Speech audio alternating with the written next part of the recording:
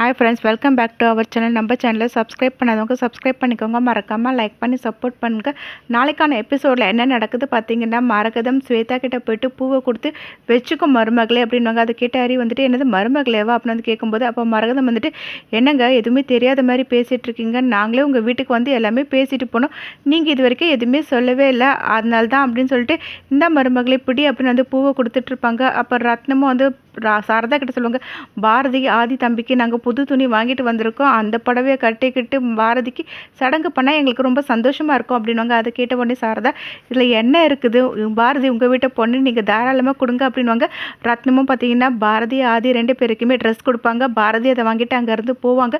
அப்போ ஆதி மட்டும் சாரதா கிட்ட போயிட்டு என்ன ஆச்சுமா நீங்கள் ஒரு மாதிரி இருக்கீங்க அப்படின்னு கேட்பாங்க. ஒன்றும் இல்லைப்பா அப்படின்னு சொல்லும்போது, இல்லைம்மா ஸ்வேதா உங்ககிட்ட பேசின விதமே சரியில்லை, அவள் மரியாதை எல்லாமே பேசுகிறா, அவள் என்னமோ உண்மையை சொல்லணும்னு சொல்கிறா, நீங்கள் எதுவுமே இல்லைன்னு சொல்கிறீங்க, என்னம்மா நடக்குதுங்க, எனக்கு ஒன்றுமே புரியல அப்படின்னு சொல்லிட்டு இருப்பாங்க. அது கேட்ட சாரதாவை என்ன பேசுறதுன்னு தெரியாமல் அப்படி தயங்கிட்டே இருக்கும்போது பாதி வந்துட்டு, சரி அதெல்லாம் விடுங்கம்மா, நீங்கள் எதுக்காக இப்போ டென்ஷனாக இருக்கீங்க, நானும் பார்த்துக்கிட்டே தான்மா இருக்கேன், எதுவாக இருந்தாலும் என்கிட்ட சொல்லுங்கம்மா, தயவு செஞ்சு என்கிட்ட மறைக்காதீங்க, என்கிட்ட நீங்கள் தயங்க வேண்டிய அவசியமே இல்லை அப்படின்வாங்க. அதை கேட்டு சாரதா வந்துட்டு, அப்படி எதுனா இருந்தால் நான் உங்ககிட்ட சொல்லாமல் வேறு யார்கிட்ட சொல்ல போகிறேன், இல்லைம்மா ஏதோ ஒன்று இருக்குது, நீங்கள் அவளை பார்த்து பயப்படுறீங்க, அவள் உங்ககிட்ட வரும்போதெல்லாம் நீங்கள் ஏதோ ஒரு மாதிரி ஆக்குறீங்க அப்படின்வாங்க. அது கேட்டு சாரதா ஒன்றும் புரியாமல் பார்த்துட்டே இருப்பாங்க. இங்கே மரகதம் வந்து ரத்னம் கிட்ட வந்த உடனே விஷயத்த சொல்லாமல் எதுக்கு ஃபங்க்ஷன் முடிஞ்ச உடனே சொல்லிட்டு இருக்கீங்க, ஆரம்பத்துலேயே நீங்கள் விஷயத்த சொல்லியிருக்கலாம்ல அப்படின்னு வந்து கேட்பாங்க. அதை கேட்டால் ரத்னம் வந்துட்டு, எனக்கு எல்லாமே தெரியும், நீ வாயை மூடிட்டு கம்முன்னு அமைதியாக இரு, எப்போ பேசணும் என்ன பேசணுன்றத நான் முடிவு பண்ணிக்கிறேன், நீ தேவையில்லாமல் எதுவுமே எனக்கு சொல்ல வேண்டியதில்லைன்னு சொல்லிட்டு இருப்பாங்க. இங்கே பகவானி வந்து ஏகாம்பரம் கிட்ட நடக்கிற விஷயம் எல்லாத்தையும் பார்க்கும்போது நமக்கு எது பெருசாக ட்ரீட் இருக்கும்னு நினைக்கிறாங்க அப்படின்னாங்க. என்ன சொல்கிறேன்னு வந்து ஏகாம்பரம் கேட்கும்போது பவானி வந்துட்டு, எங்கே நடக்கிறதுல கவனிச்சிங்களா, ஸ்வேதா பாரதி கிட்ட போயிட்டு நான் ஒரு உண்மையை சொல்ல போகிறேன்னு சொன்னால் அதை கேட்ட உடனே சாரதாவோட முகமே மாறி போய் டென்ஷனாக மாறிடுச்சு பார்த்தீங்களா, அதே நேரத்தில் இந்த ரத்னமும் வந்துட்டு நானும் ஒரு உண்மையை போகிறேன்னு வந்து சொல்லிட்டு இருக்காரு, இது எல்லாத்தையுமே நீங்கள் கவனிச்சிங்களாங்க, அதுக்கு ஸ்வேதா அறிவு எல்லாருமே வர டென்ஷன் ஆகிட்டு இருக்காங்க, இது எல்லாத்தையுமே கூட்டு கழிச்சு பார்த்தா ஏதோ இன்னைக்கு ஒரு பெருசாக நடக்க போகுதுன்றத மட்டும் எனக்கு தோணுதுங்க அப்படின்னுங்க. அதை கேட்ட ஏகாம்பரமும் நானும் எல்லாத்தையுமே கவனித்தேன், பாப்போம் என்னதான் நடக்குது அப்படின்னு வந்து சொல்லிட்டு இருப்பாங்க. ஆதி வந்து சாரதா கிட்ட, அம்மா மற்றவங்கள பற்றி எனக்கு கவலை இல்லை, எது நடந்தாலும் நான் உங்கள் பக்கத்தில் தான் நிற்பேன், ஏன்னா நீங்கள் என்னோட அம்மா, ப்ளீஸ்மா என்ன நடந்துச்சுன்றதை என்கிட்ட சொல்லுங்கம்மா, ஸ்வேதா கிட்டே நான் பேசுகிறேன், அதை விட்டுட்டு நீங்கள் அவளை பார்த்து பயந்துட்டு இருக்கிறதுலாம் கொஞ்சம் கூட சரியில்லைம்மா, எனக்கு ஒரு மாதிரி ரொம்ப கஷ்டமாக இருக்குது, அப்புறம் நான் எதுக்குமா இங்கே இருக்கணும் அப்படின்னு வந்து கேட்பாங்க. அதை கேட்ட சாரதா, நீ நினைக்கிற மாதிரி எதுவுமே இல்லை, ஸ்வேதாவுக்கு உன்னை கல்யாணம் பண்ணிக்க முடியலன்ற கோவம், அதனால தான் இந்த மாதிரிலாம் பண்ணிட்டு இருக்கிறாளே, நீ எதை பற்றியுமே யோசிக்காதப்பா, வேறு எதுவுமே இல்லை, இன்னும் கொஞ்சம் நேரத்தில் பாரதி ரெடி ஆகிட்டு வருவா, நீ போயிட்டு ட்ரெஸ் மாற்றிட்டு வா அப்படின்னு வந்து சொல்லுவாங்க. அம்மா எனக்கு நல்லாவே தெரியுது ஸ்வேதாவால் நீங்கள் டிஸ்டர்ப் ஆகிட்டு இருக்கீங்க, அவள் தான் இது எல்லாத்துக்குமே காரணம்னு எனக்கு புரியுது, ஆனால் நீங்கள் சொல்ல மாட்டீங்க அப்படின்னாங்க. அதை கேட்டு சாரதா வந்துட்டு, ஃபங்க்ஷன் முடிவிட்டோம்ப்பா, நல்ல நேரம் முடியறதுக்குள்ளே நம்ம சடங்கு எல்லாத்தையுமே முடிக்கணும், அதனால எதை பற்றியுமே யோசிக்காத, நீயும் போயிட்டு ட்ரெஸ் மாற்றிட்டு வா அப்படின்னு வந்து சொல்லுவாங்க. அதை கேட்ட ஆதியும் வந்துட்டு, ஃபங்க்ஷன் முடிஞ்ச உடனே நீங்கள் எல்லாத்தையுமே என்கிட்ட சொல்லுவீங்கன்னு நினைக்கிறேன் அப்படின்னு சொல்லிட்டு அவரும் அங்கேருந்து போயிடுவார். நெக்ஸ்ட் சீனில் பார்த்தீங்கன்னா, ரத்னம் வந்து மரகதம் கிட்ட உன் புள்ளியே ஒரு ரவுடியாக அவன் பண்ண காரியத்துக்கு நான் நியாயம் கேட்பேன்னு வந்து நினச்சிட்டு இருக்கியா, என்னோட மருமகளுக்கும் பேத்திக்கும் ஒரு நல்ல வாழ்க்கை கிடைச்சிடாதான்னு தான் பேச வந்திருக்கேன், உன்னோட பிள்ளைக்காகலாம் கிடையாது, நேரம் காலம் பார்த்து பேசணும், அது எல்லாத்தையுமே நான் பார்த்துக்கிறேன், இப்போ நீ எதுவுமே பேசாமல் அமைதியாரு அப்படின்னு சொல்லுவாங்க. அப்போ மரகதம் வந்துட்டு, இல்லைங்க நான் என்ன சொல்ல வரேன்னா, நான் எதுக்காக சொல்ல வரேன் அப்படின்வாங்க. அதை கேட்ட ரத்னம் வந்துட்டு, இங்கே பாரு வந்திருக்கிறது நம்மளோட மருமக விஷயத்துக்காகுது, அதுக்காக நீ வந்துட்டு தேவையில்லாத விஷயத்தெல்லாம் நம்ம பேசிகிட்டு இருக்க முடியாது, எதை எப்போ பேசணும் எனக்கு தெரியும், நான் பார்த்துக்கிறேன்னு சொல்லிட்டு இருப்பாங்க. பவானி ஏகாம்பரம் கிட்ட, இந்த வீட்டில் ஏதோ ஒரு விஷயம் நடந்துட்டு இருக்குங்க, அது என்னன்றதை நம்ம கண்டுபிடிக்கணும் அப்படின்னு சொல்லுவாங்க. அதை கேட்ட ஏகாம்பரபு, அது என்னன்றதை நம்ம கண்டுபிடிப்போம் அப்படின்னு சொல்லிட்டு இருப்பாங்க. நெக்ஸ்ட் சீனில் பார்த்தீங்கன்னா, பாரதி ஆதி ரெண்டு பேருமே ரெடி ஆகிட்டு வந்துருவாங்க. பாரதியை உட்கார வச்சு நலங்கெலாம் வச்சு முடிச்சிருவாங்க. அதுக்கப்புறம் தாலி கயிறையும் பிரித்து அந்த செயினில் கோத்துட்டு ஆதியும் உட்கார வச்சுட்டு, நாங்கள் பண்ண வேண்டியதை பண்ணிட்டோம், இதை வந்து நீங்கள் பாரதி கழுத்தில் போட்டுருங்க அப்படின்னு வந்து சொல்லுவாங்க.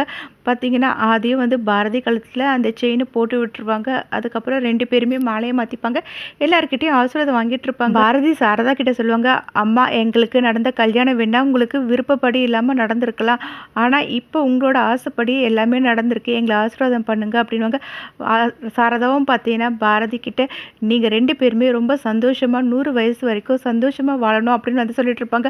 அதை கேட்ட உடனே ஸ்வேதா மனசுக்குள்ளேயே என்னோட வாழ்க்கையை நாசம் பண்ணிட்டு அந்த பாரதி நல்லா இருக்கணும்னு வாழ்த்துறிய சாரதா, நான் சும்மாவே விட மாட்டேன் அப்படின்னு பார்த்துட்டு இருப்பாங்க. இங்கே சாரதா வந்து பாரதி கிட்ட, நான் ஒரு சில விஷயங்களும் உங்ககிட்ட சொல்லி ஆகணுமா, உனக்கு ஆதி வந்து பிடிச்சிருக்குன்ற விஷயம் தெரிஞ்ச உடனே நான் கூட உங்ககிட்ட வந்து ஆதியை விட்டு போயிடுன்னு சொன்னேன். ஆனால் ஆதிக்காக நீ உன்னோட உசுரையே பெருசாக நினைக்காம ஆதியோட உயிரை நீ காப்பாற்றி கொடுத்துருக்க. அதனால நான் உனக்கு ஆதியை கல்யாணம் பண்ணி கொடுக்கலான்னு வந்து முடிவு பண்ணேன்.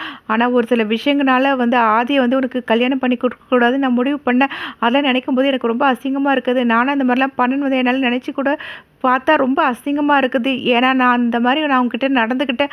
ஆதி உன்னை கல்யாணம் பண்ணிக்கிட்டேன்னு ரொம்ப தெளிவாக இருந்தப்போ எனக்கு உன் மேலே கோவம் வந்துச்சு. ஆதி நீ என்கிட்ட இருந்து பிரித்து கூப்பிட்டு போகிறேன்னு வந்து நான் ரொம்பவே கஷ்டப்பட்டேன். ஆனால் இப்போ எனக்கு புரியுது, உன்னை விட ஆதிக்கு ஏற்ற பொண்ணு என்னால் எங்கே தேடி இருந்தாலும் கண்டுபிடிச்சிருக்க முடியாது. மரகதம் ரத்னம் கிட்ட இந்த அம்மா பேசுறதுல உண்மையாங்க என்னோட கண்ணையும் காதையும் என்னால் நம்பவே முடியவே இல்லை. இப்படி பேசிகிட்டு இருக்கிறாங்க, எப்படி இந்த அம்மா மாறிட்டாங்களா அப்படின்னு வந்து கேட்பாங்க. அது கேட்ட ரத்னம் வந்துட்டு, அவங்க மாறிட்டாங்க, நீ மாறிட்டியா, அவங்க மாறிட்டாங்கன்றத நினச்சி நீ சந்தோஷப்படு. அவங்க எதுக்காக ஏன் மாறினாங்கன்னு வந்து ஆராய்ச்சிலாம் பண்ணிட்டு இருக்காது. பாரதியோட வாழ்க்கையை நினச்சி நான் ரொம்பவே பயந்து போயிருந்தேன். இப்போ தான் எனக்கு நிம்மதியாக சந்தோஷமாகவே இருக்குது. எனக்கு இப்போ அந்த பயமே எனக்கு போயிடுச்சு. நீயும் மாறிடு அப்படின்னு சொல்லிட்டு இருப்பாரு. இங்கே சாரதா வந்து சொல்லிட்டு இருப்பாங்க, என் மனசில் ஒரு ஊர்த்தல் ரொம்ப நாளாக இருந்துகிட்டே இருக்குது. அது என்னன்றத நான் இப்போ சொல்ல போகிறேன் அப்படின்வாங்க. ஏகாம்பரமும் வந்துட்டு அண்ணி வந்துட்டு உண்மையை சொல்ல போகிறேன்னு சொல்கிறாங்க அப்படின்னு வந்து சொல்லிட்டு இருப்பாங்க. அது என்னன்றதை கெஸ் பண்ணவே முடியல. இங்கே என்னன்றதை பார்க்கலாம் அப்படின்னு வந்து பார்த்துட்டு இருப்பாங்க. இங்கே சாரதாவும் சொல்லிட்டு இருப்பாங்க, நான் சொல்ல போகிற விஷயம் உங்களுக்கு அதிர்ச்சியாக தான் இருக்கும்.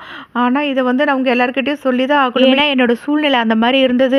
அதனால நீங்கள் எல்லாருமே புரிஞ்சுப்பீங்கன்னு நினைக்கிறேன்னு பேசிகிட்டு இருக்கும்போது மரகத மனசுக்குள்ளேயே ஒருவேளை இந்த அம்மா துறை விஷயத்தை தான் பேசுதோ அப்படின்னு வந்து சொல்லிட்டு இருக்கு நினச்சிட்டு இருப்பாங்க. அப்போ ரத்னம் வந்துட்டு, நீங்கள் என்ன விஷயம் பேச வரீங்கன்றது எனக்கு தெரியும் சம்மந்தி அம்மா அப்படின்னு சொல்லுவாங்க.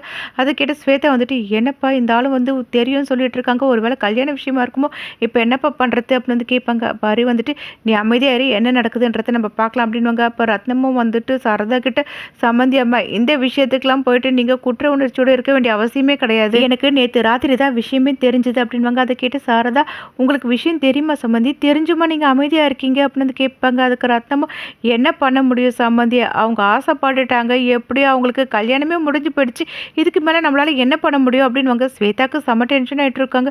அப்போ ரத்னம் வந்து சொல்லிட்டு இருப்பாங்க, இது எல்லாமே கேள்விப்பட்டதுக்கு அப்புறமா பெரியவங்க நம்ம அப்படியே விட்டுட்டா அது எதுவுமே நல்லா இருக்காதுல்ல, நீங்கள் எதை பற்றி பேசுகிறீங்க எனக்கு ஒன்றுமே புரியவே இல்லைன்னு சாரதா கேட்கும்போது, அப்போ ரத்னம் வந்துட்டு, உங்கள் வீட்டு மருமக ஸ்வேதாவை நான் என் வீட்டு மருமகளாக அழைச்சிட்டு போகலான்னு முடிவு பண்ணிட்டேன் அப்படின்னு சொல்லுவார். ஸ்வேதாவை நீங்கள் உங்கள் வீட்டுக்கு கூப்பிட்டு போகிறீங்களா, என்ன மாமா சொல்கிறீங்க அப்படின்னு ஆதி கேட்பாங்க. அதுக்கு ரத்னம் வந்துட்டு, என்ன மாப்பிள்ள உங்களுக்கு விஷயமே தெரியாதா, ஸ்வேதா ஒரு துரை 2 பேருக்குமே கல்யாணம் நடந்துடுச்சு.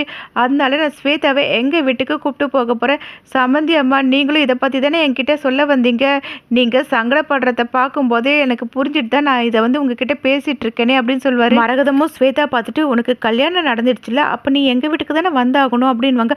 அதை கேட்டு ஸ்வேதா வந்துட்டு, யார் யார் வீட்டுக்கு வர்றது, இங்கே எல்லாருமே என்ன நினச்சி பேசிகிட்டு இருக்கீங்க அப்படின்வாங்க. அதை கேட்ட துரையும் வந்துட்டு, என்ன ஸ்வேதா இந்த மாதிரி பேசுகிற, அப்போ நீ என்ன தானே கல்யாணம் பண்ணிக்கிட்டு இப்போ வந்து இந்த மாதிரி பேசிகிட்டு இருக்க, அப்போனா நீ என் கூட என் வீட்டில் தானே இருக்கணும், அதுதானே நியாயமோ கூட அப்படின்னு வந்து சொல்லி கேட்பாரு.